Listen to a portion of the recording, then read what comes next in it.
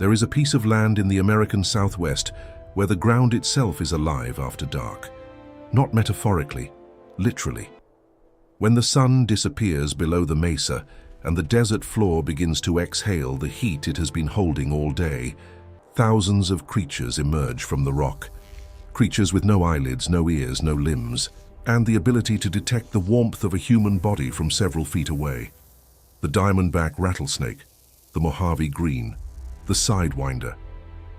In certain canyon basins, the density of these animals at night is so high that researchers have recorded dozens of individuals in a single square meter. A patch of ground no larger than a kitchen table.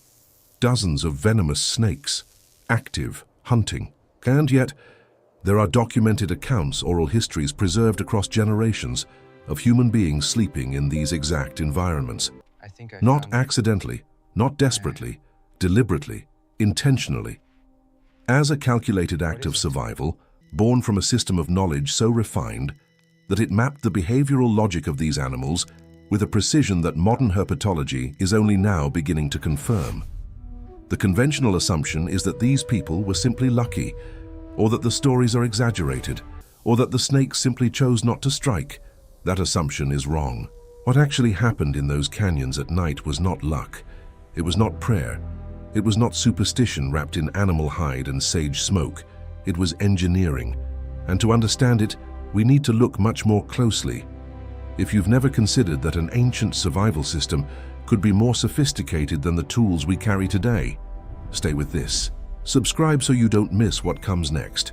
And tell us in the comments, where are you watching this from? Because the answer is not where most people would think to look. Most people, when they think about how indigenous peoples of the Southwest survived encounters with venomous snakes, imagine one of two things.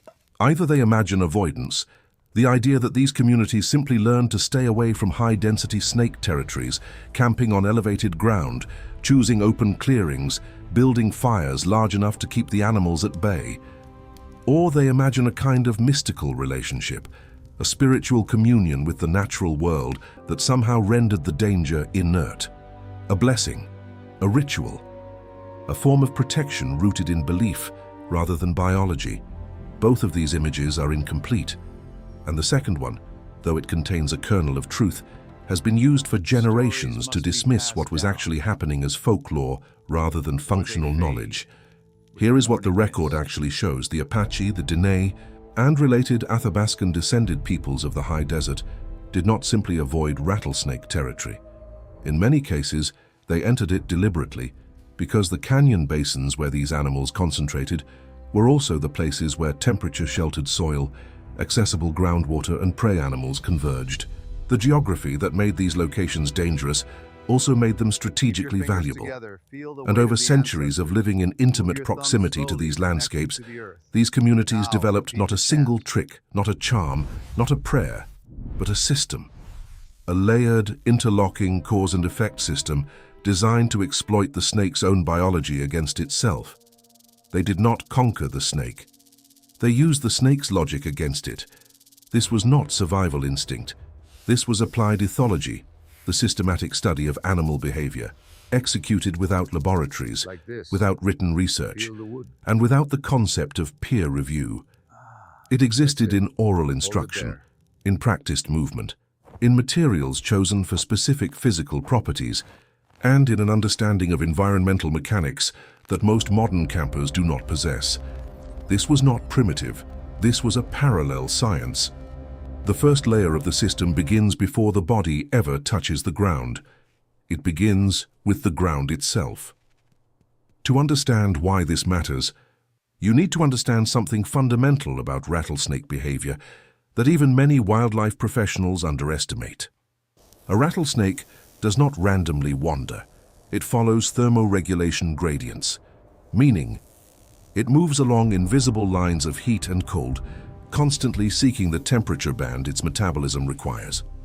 In a desert canyon at night, as the air temperature drops rapidly, the ground retains residual warmth in specific patterns, depending on soil composition, rock density, vegetation, and the direction of the prevailing wind.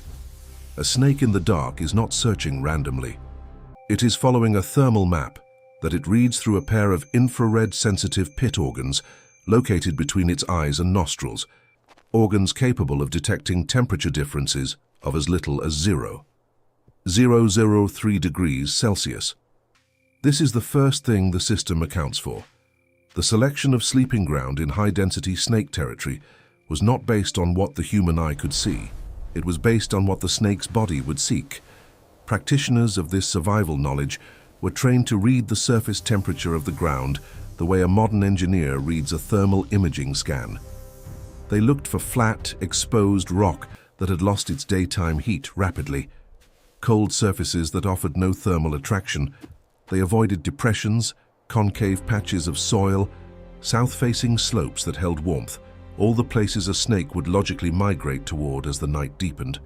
This was intentional design, but choosing the right patch of ground was only the foundation. The structure built on top of it was more sophisticated still. Before any bedding was laid, the ground was prepared through a specific process of rhythmic, surface-level agitation, sweeping movements using cedar or juniper branches that served a dual purpose. On the surface, the movement cleared loose debris and hidden occupants. But beneath the surface, the vibration itself was the real mechanism. Rattlesnakes are profoundly sensitive to ground vibration. Unlike humans, they have no ears in the conventional sense. They detect sound entirely through vibrations conducted through the earth into their jawbones. A slow rhythmic disturbance signals the presence of something large, something not worth confronting. It does not startle. It does not provoke. It simply announces, something is here, something big.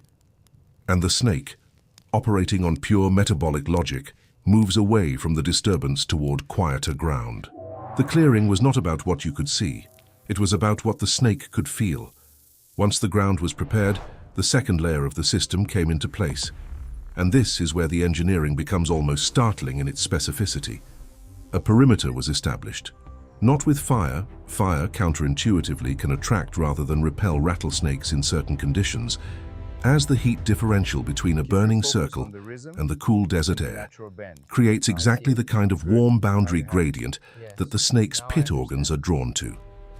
Instead, the perimeter was made of braided horsehair rope. This requires explanation, because to a modern observer, a rope on the ground looks like nothing more than a mildly inconvenient obstacle. But a braided horsehair rope is something very specific from the snake's perspective. Rattlesnakes move by muscular undulation. Their ventral scales, the broad scales along the underside, grip the ground surface and propel the body forward in smooth, coordinated waves. This works extraordinarily well on loose soil, smooth rock and dry vegetation. It does not work well on coarse, irregular, fiber-dense material. The braided horsehair rope presents the snake's underbelly with an experience analogous to a human trying to crawl across a surface covered in upward-pointing bristles. The mechanical feedback disrupts the snake's locomotion. It is not painful in any dramatic sense. It is simply profoundly uncomfortable, enough to trigger an avoidance response in an animal that conserves energy as its primary metabolic strategy. The snake does not cross because crossing costs more than it yields. This was not superstition. This was biomechanical friction. But the horsehair perimeter was not the final layer of this second system. Combined with it was a chemical element, a paste prepared from crushed wild sage, bitter root compounds, and in some accounts, the musk glands of specific prey animals. This mixture was applied to the edges of bedding material and the exposed skin of the sleeper's extremities. The chemical logic here is precise. Rattlesnakes use chemoreception through their forked tongues to sample the environment constantly. The volatile compounds in sage, specifically certain monoterpenes, create olfactory interference that masks the carbon dioxide, lactic acid, and infrared warmth signatures that identify a warm-blooded mammal as prey. The snake samples the air, detects an overwhelming botanical signal, and registers the environment as botanically dense, not as prey-rich. The human became chemically part of the landscape. The perimeter stopped the body. The chemistry confused the senses. And both of these layers depended on the ground preparation that preceded them.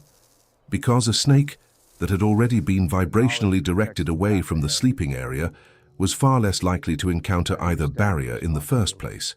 3 layers, 3 different mechanisms, each one exploiting a different sensory system of the same animal. This was not accidental. And then there is the layer that changes everything. The horsehair rope, the sage paste, the ground selection, the vibrational clearing, all of these are remarkable. All of them are verifiable through the lens of modern biology. But they share a limitation. They are passive systems. They function when conditions are stable. And desert conditions, particularly inside canyon systems at night, are never fully stable. Temperature drops rapidly and unevenly, microclimates shift, wind redirects, and when the ambient temperature falls beyond a certain threshold, the snake's behavioral calculus changes entirely. Cold enough and the metabolic cost of comfort outweighs the cost of friction. Cold enough and a braided rope is no longer a sufficient deterrent. Cold enough and the most dangerous animal in the canyon is no longer hunting prey. It is hunting heat. And there is no warmer object in a cold desert canyon at night than a sleeping human being. This is the moment that the deepest layer of the system activates, and it is the layer that requires something that no material or chemical barrier can provide. It requires the human body itself to change. The medicine traditions of these desert peoples included a specific practice that, in modern physiological terms, describes controlled parasympathetic dominance, a deliberate suppression of the sympathetic nervous system to reduce heart rate, lower peripheral body temperature, and decrease carbon dioxide output. In practice, this meant a meditative breathing pattern, long, slow, deeply diaphragmatic, sustained across hours of the night, not in response to a threat, preemptively. As a scheduled physiological transition that the practitioner entered before sleep and maintained through training and disciplined repetition across years of practice. This was the invisible technology. A sleeping human body in normal rest is a thermogenic beacon. The heart beats between 50 and 80 times per minute. The skin surface radiates warmth in a pattern that registers clearly on a rattlesnake's infrared pits at distances of several feet. The breath releases regular pulses of warm, CO2-rich air that trails downwind like a chemical signature. A human body in this meditative state is something different. Heart rate drops to 35 or 40 beats per minute. Peripheral circulation constricts. Skin surface temperature decreases measurably. Breath becomes shallow, slow, and nearly odorless. To chemoreceptive detection, the human becomes, thermally, nearly indistinguishable from the environment. The snake's pit organs register something, but not something identifiable as prey, not something worth investigating at metabolic cost. The snake moves along the warm boundary of the bedroll and finds no thermal peak that signals mammalian life, and it continues past. This was intentional. This was trained. This was passed from practitioner to practitioner across generations, not as spiritual metaphor, but as functional instruction with measurable physiological outcomes. The body itself was the final layer of the system. Think about that for a moment. A survival technology so complete that the human body was its most sophisticated component. If that reframes what you thought you knew about ancestral knowledge, leave a comment below. We read every one. And if you're not subscribed yet, now is the time. This kind of depth is what we do here. Now step back and see the whole structure.